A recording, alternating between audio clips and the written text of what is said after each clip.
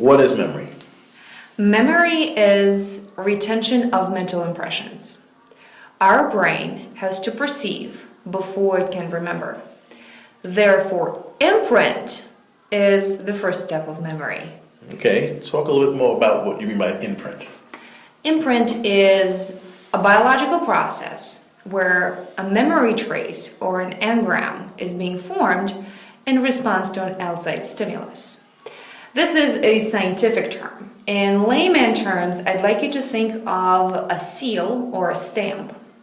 When you take a seal or a stamp and you press it against the paper, if you press hard enough, the imprint is going to come out well. And every time you take a copy or a scan of that document, every time the imprint is going to be well presented. Let's say you didn't press hard enough. Let's say you smudged the stamp against the paper. Every time you take a copy, every time you scan the document, the stamp is going to come out unclear or smudged. Unless you take another document and you stamp it again, every time the copy is going to be incorrect. So that's why imprint is the first and most important step of perceiving the information before you can do anything with it. Got it. So what can you do to improve the quality of that imprint? Well, the quality of an imprint depends on two factors. It depends on attention and it depends on emotion.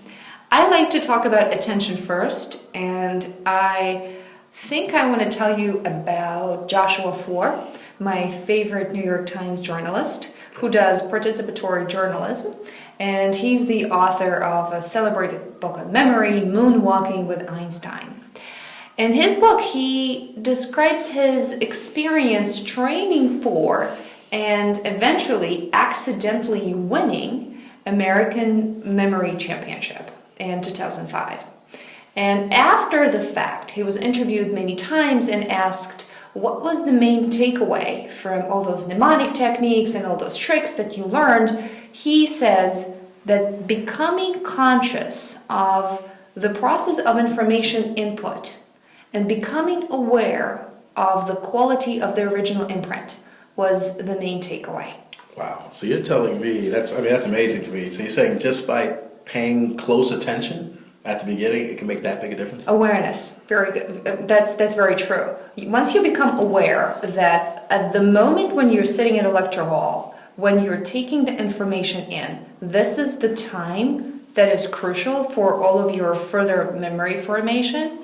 When you meet someone for the first time, when they tell you their name, this is the time when you should listen. This whole awareness is a game changer for many people.